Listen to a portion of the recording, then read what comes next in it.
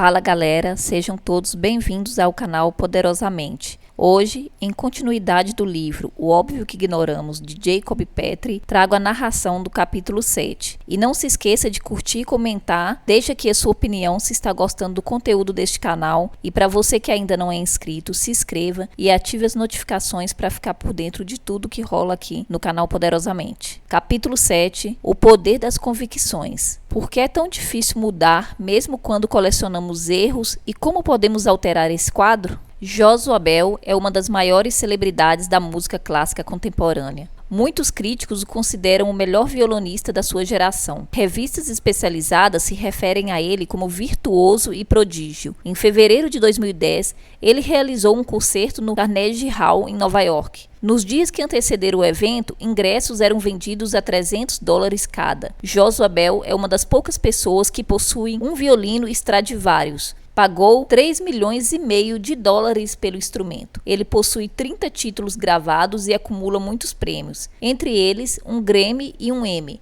Sua interpretação em O Violino Vermelho contribuiu para que o filme recebesse o Oscar de melhor trilha sonora original. Joshua Bell é alto e extremamente bonito. Alguns anos atrás, a People o elegeu uma das 50 pessoas mais bonitas do mundo.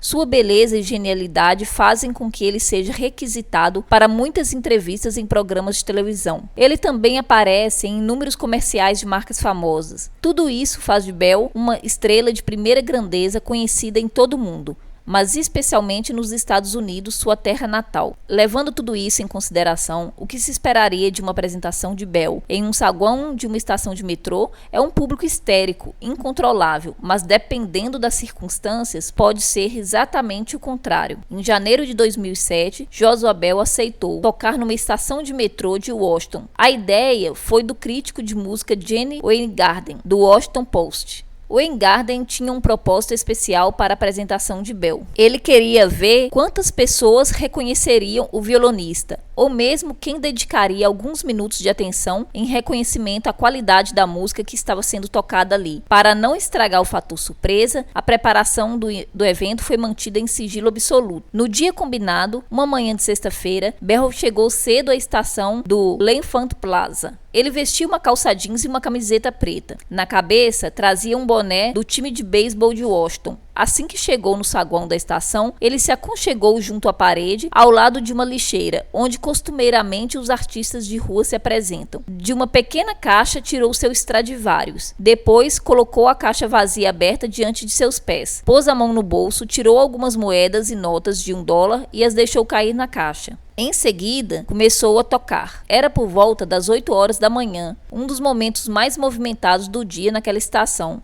Bell tocou seu Stradivarius durante 45 minutos e foi praticamente ignorado todo o tempo. Cerca de 2.000 pessoas passaram por ele. Pouquíssimas lhe deram atenção e quase ninguém parou para ouvi-lo. Ali estava um dos maiores violonistas do mundo, tocando com um violino que vale $3,5 milhões, interpretando com perfeição os maiores músicos da história. E ele passou despercebido.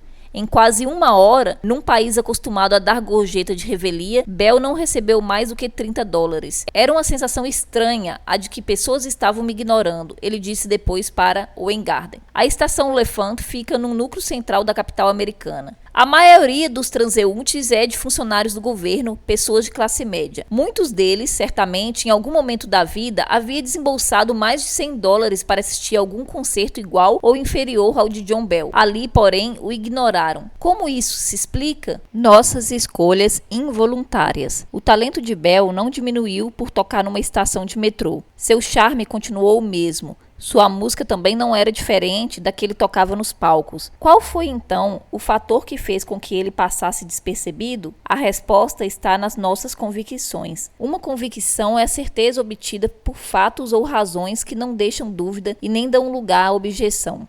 Essa opinião firme forma um modelo, um padrão, uma persuasão íntima que passa a fazer parte dos princípios que conduzem nossas ações. Elas são um piloto automático que dirige nossas vidas. Pense por um momento nas vezes que você viu alguém tocando um instrumento numa estação de metrô, rodoviária, praça ou mesmo em calçadões públicos. O que você pensou sobre essas pessoas? Sabemos muito bem, por experiência, que um músico que se apresenta nesses locais não é bom músico. Pelo menos não é extraordinário. Se fosse, não estaria se apresentando num local público, por gorjeta. Por isso, na maioria das vezes, ignoramos esse tipo de apresentação. Foi por essa mesma razão que ninguém deu grande atenção à apresentação de Bell.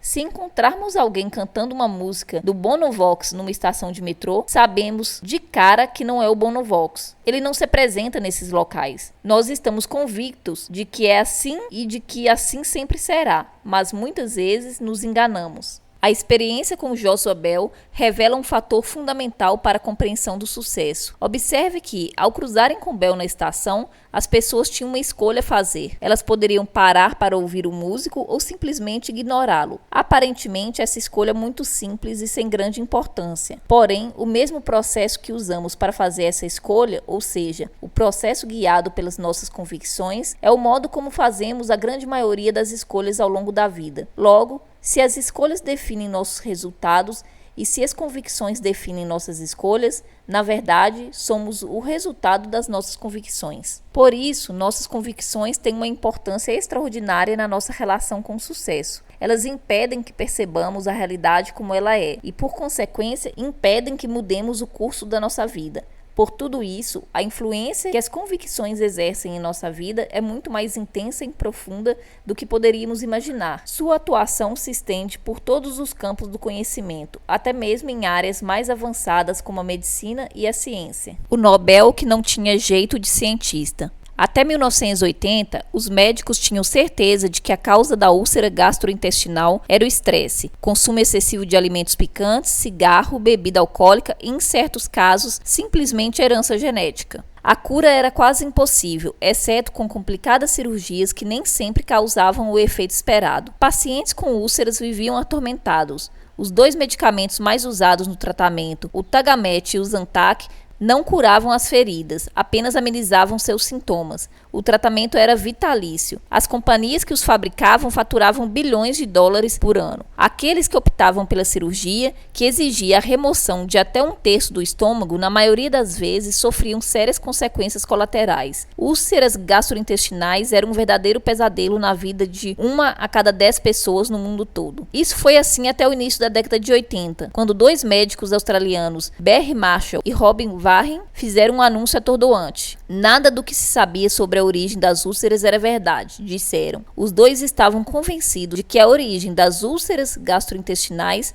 não tinha nada a ver com fumo, pimenta, álcool ou estresse. Úlceras, segundo eles, eram causadas por uma bactéria, o Helicobacter pylori ou H. pylori. Imagine o significado dessa descoberta. Se úlceras eram causadas por bactérias, sua cura, antes impossível, agora poderia ser obtida em questão de dias com um simples tratamento à base de antibióticos. Isso representava um impacto positivo imediato na vida de milhões de pessoas, mas ao invés disso, por um estranho motivo, Marshall e Warren se tornaram chacota no meio científico. Por mais que os dois se esforçassem em apresentar provas de suas conclusões, ninguém acreditava neles. A descoberta foi simplesmente ignorada. Marshall e Warren se mostravam indignados. Eles elaboraram um minucioso artigo para tentar chamar a atenção dos médicos e cientistas. No relatório, colocaram exemplos e esmiuçaram suas teses, indo muito além do necessário. Mesmo assim, os resultados continuavam sendo frustrantes. Até mesmo a imprensa especializada, que vive à procura de possibilidades que representem novas descobertas, se mostrou incrédula. O ceticismo era tanto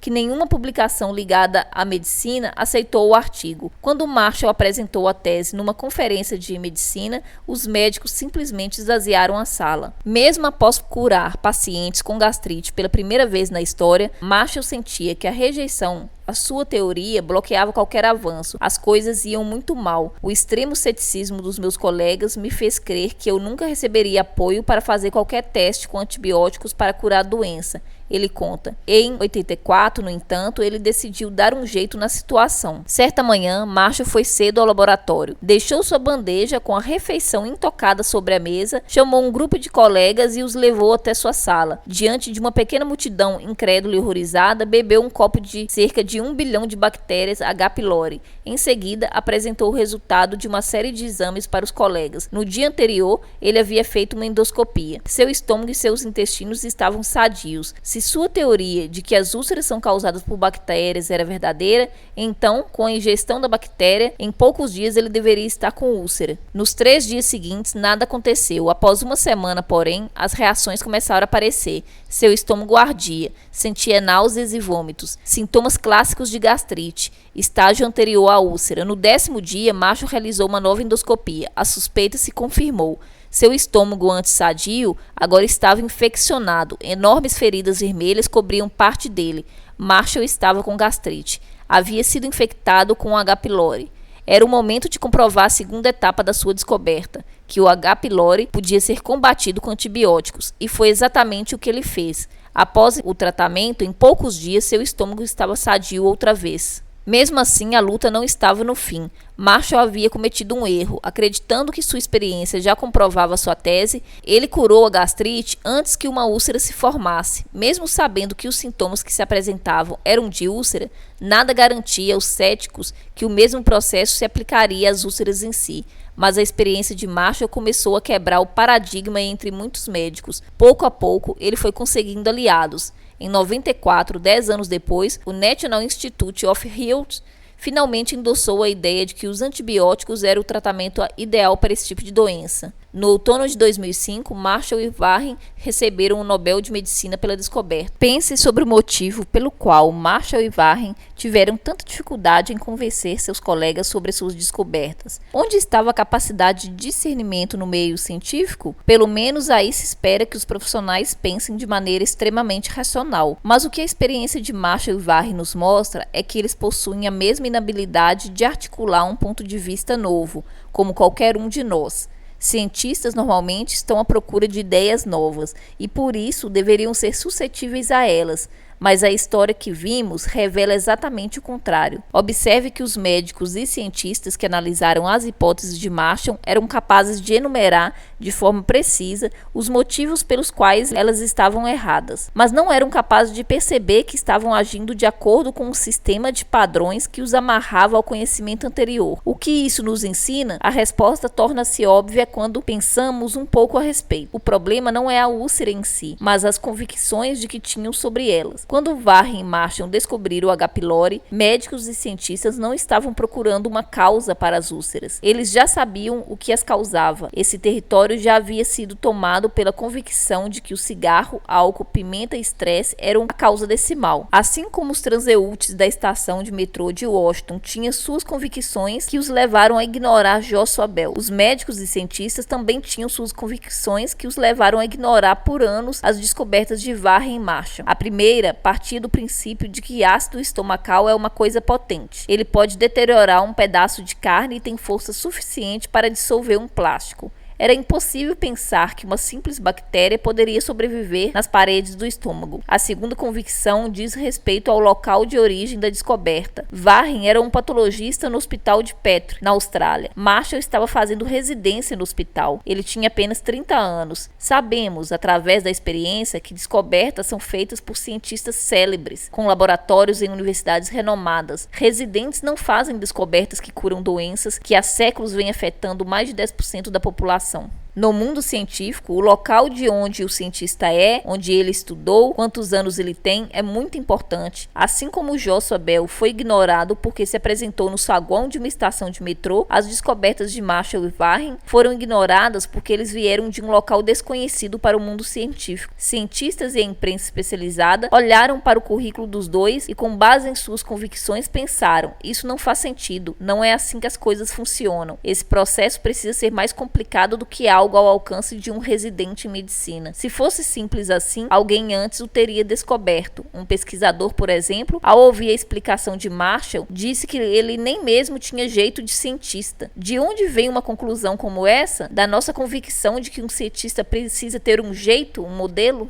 Os mecanismos de referência. Para entender como as nossas convicções interferem nas nossas escolhas, precisamos voltar ao capítulo anterior, onde afirmei que o cérebro constrói pontes que usa como atalhos para tomar decisões rápidas. Vamos relembrar o que isso significa? Quando nos deparamos com determinados problemas e perigos, o cérebro reage de maneira inconsciente a padrões mentais pré-estabelecidos, que ele usa como mecanismos de referência para tomar decisões imediatas. Por serem inconscientes, acreditamos que são resultado dos nossos instintos, mas eles não são. Suponha, por exemplo, que você estivesse percorrendo a uma trilha ecológica no Pantanal. De repente, você vê uma onça. Ela está a poucos metros de você. O que você faria? Com certeza não pararia para raciocinar e só depois de avaliar todas as opções possíveis, tomar uma decisão sobre o que fazer. Sua reação seria instantânea e automática. Nesse caso, não decidimos que emoção sentir. O medo não é uma escolha. Ele se manifesta em nós por conta própria. Por que isso ocorre? Quem toma essa decisão em nós? Suponha que uma criança de 2 anos visse uma onça no quintal. Qual seria a reação dessa criança? Despossuída do conhecimento de que o animal representa uma ameaça, possivelmente a ignoraria. Se essa criança tivesse alguma familiaridade com gatos, possivelmente iria ao encontro da onça. Esse exemplo simples anula a teoria de que nascemos com instintos de defesa, como o medo. A verdade é que não nascemos com um chip de autodefesa instalado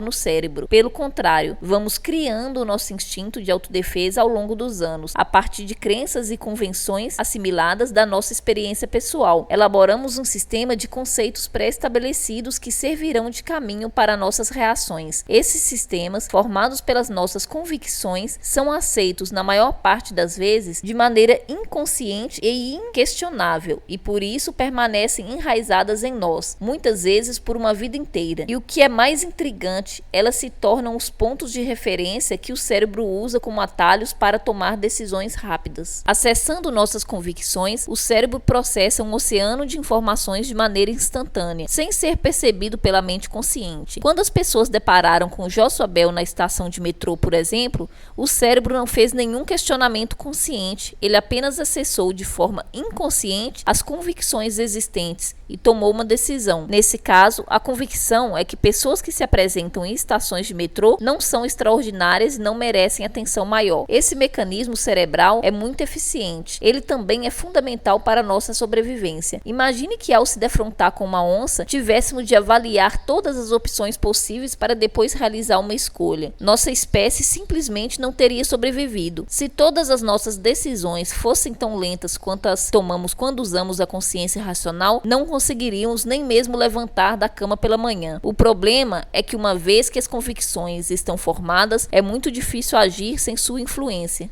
Os benefícios da introspecção.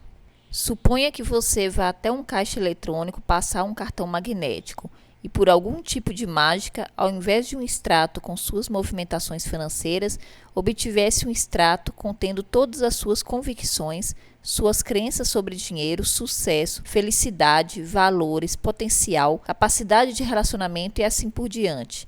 Agora seja honesto com você mesmo. O que constaria nesse extrato? Juntando todas as convicções que apareceriam nele, que imagem formariam? Uma pessoa otimista ou pessimista? Um vencedor ou um perdedor? Em que tipo de inteligência você acredita? Na fixa ou na maleável? Que imagem você tem de si mesmo? Seja a imagem que for, o que você precisa saber é que, em termos gerais, é ela quem controla suas ações e, consequentemente, seus resultados.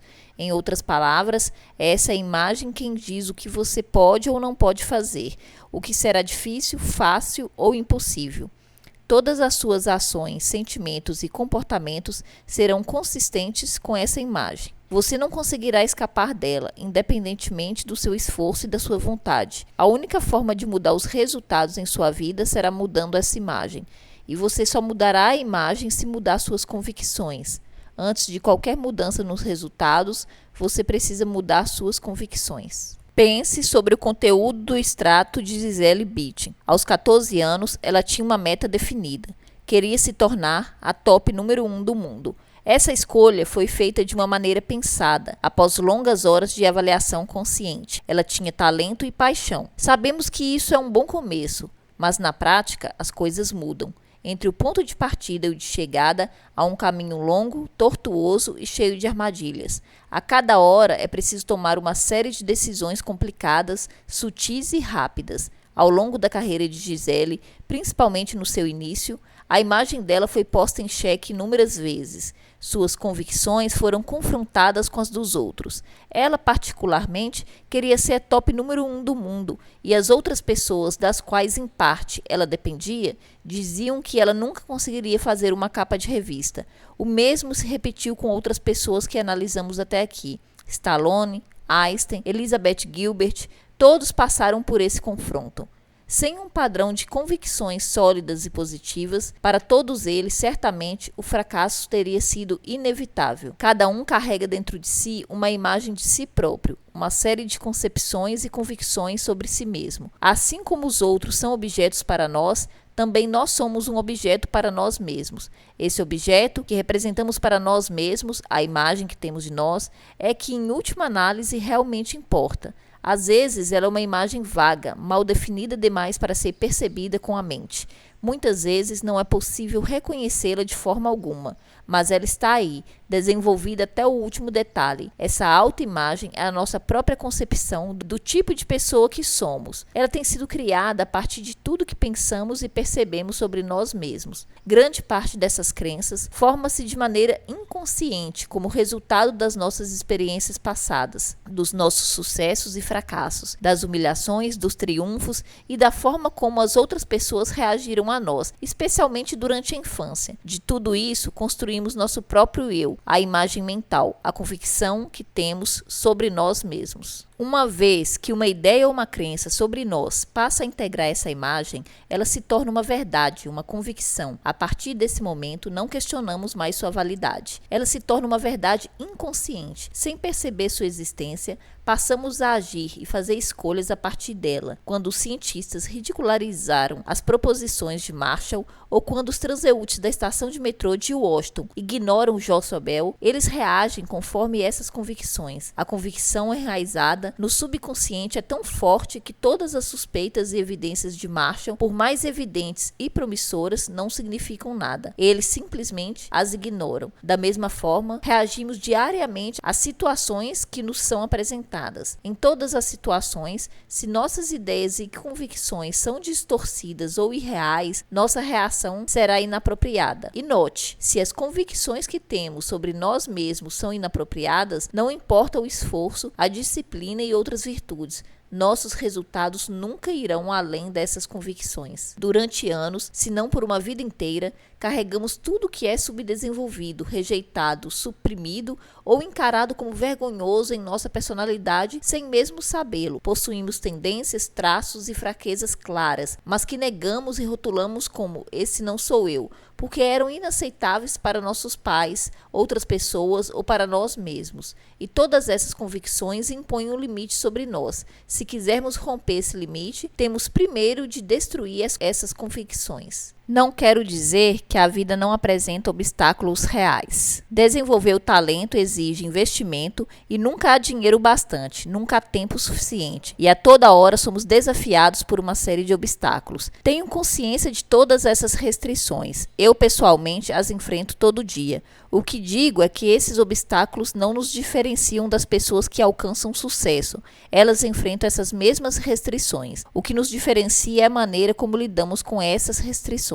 Tomar consciência sobre como o processo de construção das nossas escolhas se desenvolve em nós é fundamental. Ao lançar um olhar crítico sobre nossas crenças, passamos a questioná-las. Esses questionamentos abrirão pequenas brechas na nossa estrutura psicológica. A partir de então, é mais fácil perceber que essas restrições são equívocos resultantes de conceitos e mitos que assimilamos ao longo da vida e que admitimos como verdades reais. Somente a partir dessa compreensão, começaremos a ver um modo de superá-los, e a partir de então a mudança se torna possível. Imagine a pessoa que tem a convicção de que nasceu para ser pobre. Se você, por exemplo, explicasse para essa pessoa que ela é pobre porque ela possui a convicção de que nasceu para ser pobre, mas que isso não é verdade, ela se tornaria intolerante e agressiva com você e lhe contaria tudo quanto já tentou e não deu certo. Mas essa é tão somente a convicção dela, e suas ações sempre serão de acordo com essas convicções. Essa pessoa tem perfeitamente a noção do esforço e do insucesso, e essa noção passou a controlar a vida dela. Nada do que você falar removerá as convicções que ela possui.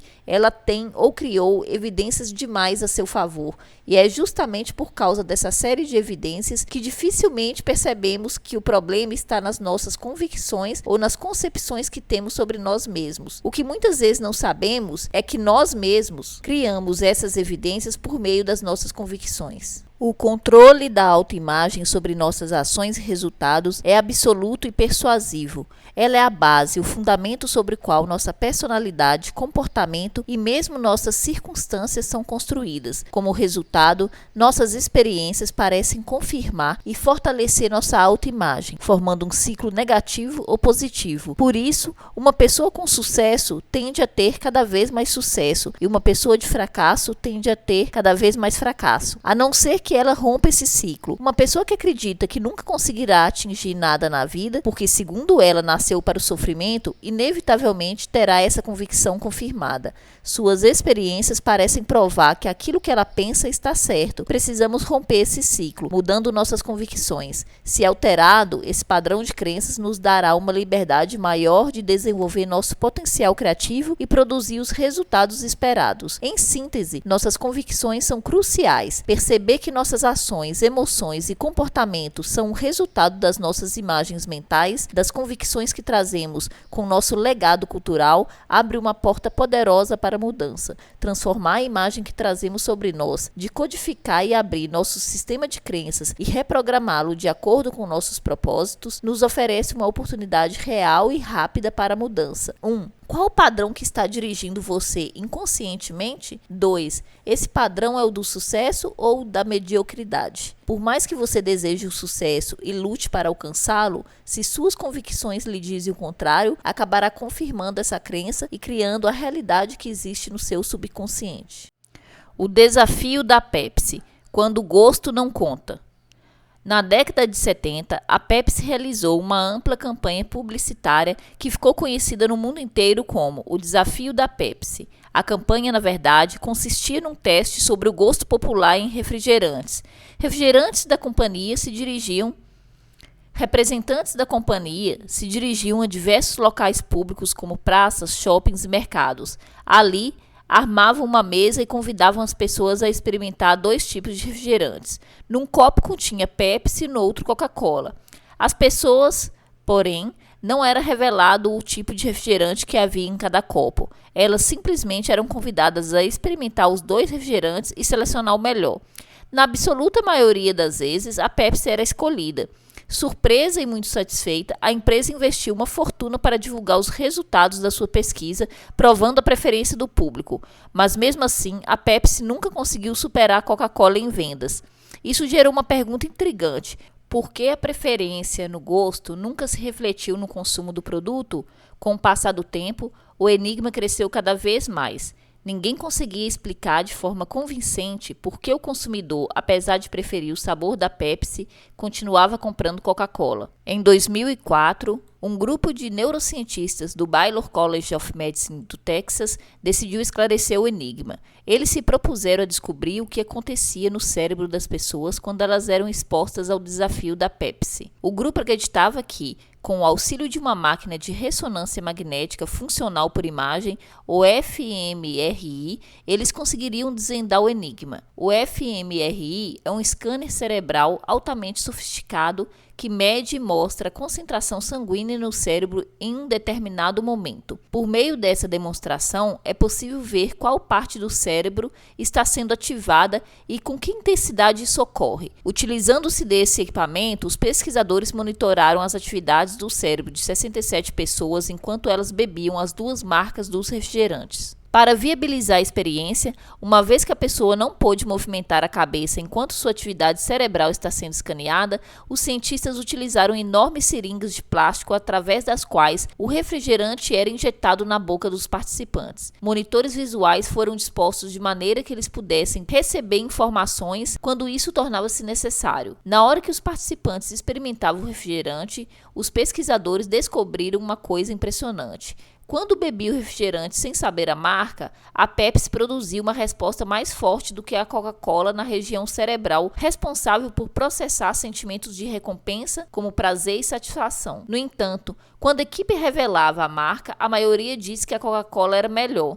Nesse caso, a atividade cerebral também se alterou. Agora, ao invés da região cerebral responsável por processar sentimentos de recompensa, como prazer e satisfação, estava sendo ativada a parte do cérebro que governa altos níveis de poder cognitivo, como a memória.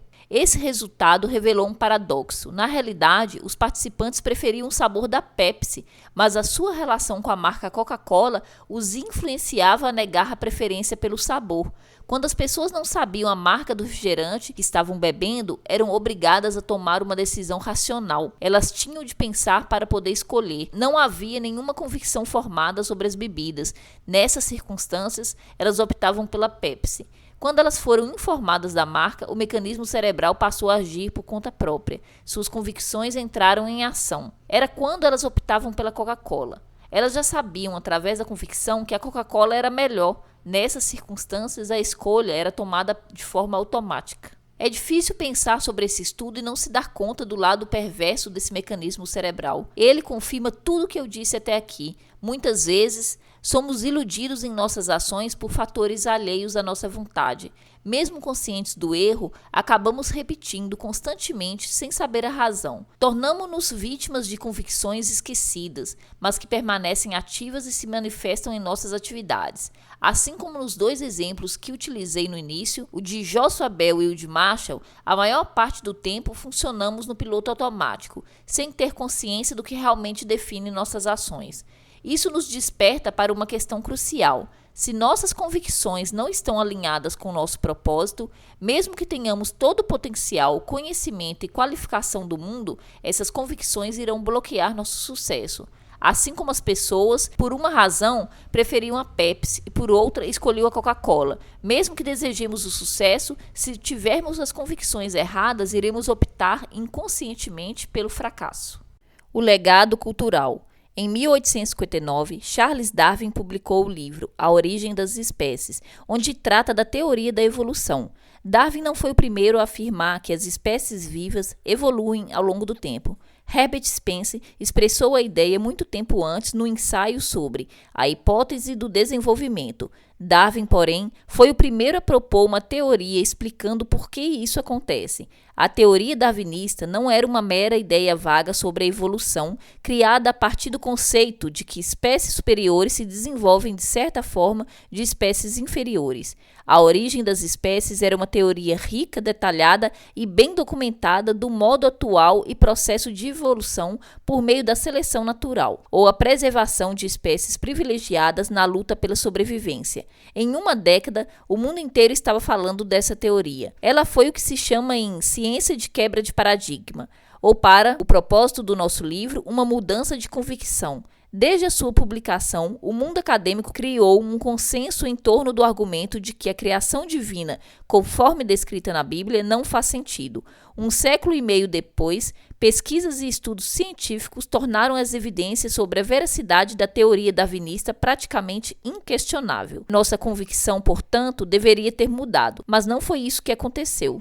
Uma pesquisa realizada pelo Instituto Gallup em 2004 nos Estados Unidos mostrou que uma minoria absoluta, apenas 13%, crê na teoria de que o homem evoluiu de uma espécie inferior, sem que Deus tenha interferido no processo. Quase a metade da população americana, apesar de todas as evidências favoráveis à teoria darwinista, ainda acredita que o homem não evoluiu, e sim que foi criado por Deus, como consta no Gênesis. E 35% acreditam que o homem evoluiu ao longo do tempo, mas com a interferência da vontade de Deus. Existe, porém, um dado ainda mais intrigante revelado pela pesquisa. Apesar de 45% acreditar que os seres humanos foram criados conforme o Gênesis, somente 34% creem que a Bíblia é a palavra de Deus e, por isso, deve ser interpretada ao pé da letra. Quer dizer, não acreditamos que a Bíblia é a palavra de Deus, mas quando se refere ao fato da criação, preferimos acreditar nela, apesar das evidências científicas comprovarem que isso é muito improvável. Visto de qualquer ângulo, isso parece não fazer muito sentido. Como essa contradição se explica, a resposta pode ser mais simples do que parece. Pense sobre qual é a primeira concepção sobre a origem do ser humano que nos é ensinada, a bíblica, certo? Somente anos depois, no colégio, aprendemos o conceito da evolução. Porém, apesar de todas as suas evidências, não conseguimos nos desfazer da convicção que herdamos da infância. Com o passar do tempo, até entendemos e aceitamos que a Bíblia não é a palavra de Deus, mas não conseguimos nos libertar do que ela nos diz. Esse paradoxo dá uma ideia clara do quanto nossas convicções perduram ao longo do tempo e influenciam nossas decisões. Mudando o mecanismo. Essa é uma das razões pela qual é tão difícil mudar hábitos, personalidade ou a forma de vida. Nosso esforço é voltado para corrigir os efeitos, mas ignoramos as causas desses efeitos. Na maioria das vezes, tentamos aplicar uma atitude positiva em circunstâncias externas. Instruídos a pensar de forma positiva, ficamos repetindo mentalmente o que queremos, mas não pensamos em mudar as convicções que causam essa atitude. Se mudássemos nossas convicções, as consequências desapareceriam. Lemos dezenas de livros sobre pensamento positivo. Tentamos a todo custo desenvolver entusiasmo pelo trabalho, pela vida, e esforçamo-nos para melhorar nossa autoestima. Mas depois de pouco tempo, tudo volta ao estágio anterior. Sempre retornamos aos trilhos anteriores. A decepção, o sentimento de potência, a autocondenação nos coloca de volta ao velho ciclo. Aos poucos nos convencemos de que esse é o nosso lugar. Ali, apesar de infelizes, nos sentimos confortáveis. A vida parece, pelo menos, escorrer de forma natural. E deveria ser diferente? É claro que não, porque essas são nossas convicções. É sobre elas que nossa vida está estruturada. O problema não é que sejamos incapazes, ou que nos falte inteligência, vontade ou esforço para mudar. O problema está nas nossas convicções inadequadas, ideias ou conceitos que são incoerentes com as nossas convicções ou conceitos que já possuímos. Tendem a ser rejeitadas, tidas como falsas e deixadas de lado. As que parecem coerentes com o sistema são aceitas e tendem a reforçar cada vez mais. Como nossas ações sempre serão coerentes com as nossas convicções, criamos um ciclo. O problema está no fato de não sabermos da existência desses padrões e deixá-los agir de forma inconsciente. Conduzidos pelo piloto automático das nossas convicções, acreditamos que é assim e essa crença se concretizará. Alimentamos nossas ações com justificativas e argumentos que têm como base as nossas convicções e elas, cada vez mais, se tornam ainda mais fortes. Mesmo que sua vida siga os passos abordados nesse livro, se você tiver uma programação feita a partir de convicções inadequadas, seus resultados serão proporcionais às suas convicções, ou seja, inadequadas. A mudança nos efeitos só é possível com a alteração da causa que promove esses efeitos. Precisamos criar os padrões corretos, permitindo que as soluções feitas de maneira rápida pelo cérebro sejam as adequadas. Para reverter esses processos, a primeira coisa que precisamos saber é que nossas convicções são criadas e que podemos destruí-las e substituí-las por outras. Elas só representam uma ameaça se não tivermos consciência de que nossas decisões são resultado de nossas convicções e não as monitorarmos. Precisamos duvidar da nossa verdade e admitir o erro. Toda expansão começa com uma mudança em nossas convicções. Elas determinam nossas expectativas e estas determinam nossas ações. Enquanto não colocarmos em xeque nossas convicções, enquanto não observarmos as lentes com as quais vemos o mundo, corremos o risco de nos iludir com uma falsa verdade. Até esse ponto, vimos que nossas decisões e escolhas são resultado, na maioria das vezes, de decisões feitas de forma simplificada, seguindo padrões mentais formados por nossas convicções para encurtar o caminho. Esses padrões mentais são nossas convicções. Se tivermos convicções equivocadas, nossas escolhas também serão equivocadas. As mensagens trazidas até nós do ambiente externo consistem em impulsos nervosos de vários órgãos sensoriais. Esses impulsos são decifrados, interpretados e avaliados pelo cérebro em frações de segundos e trazidos ao nosso conhecimento em forma de ideias, emoções ou imagens mentais. Nós reagimos de acordo com essas imagens mentais.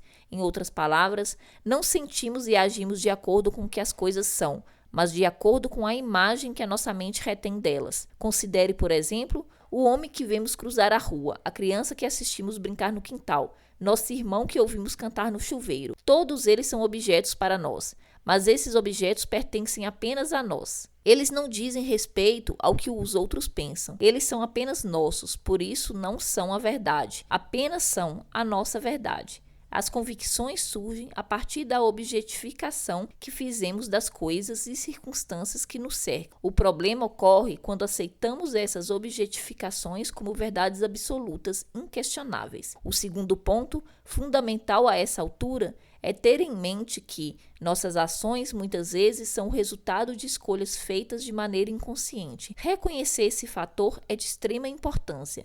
Precisamos perceber que o cérebro, responsável pelas decisões automáticas, é também quem constrói as convicções que ele usa para tomar essas convicções. A reação do medo ao encontrar a onça, por exemplo, não foi uma reação do instinto, mas do conhecimento assimilado pelo cérebro em experiências similares vividas ao longo do tempo.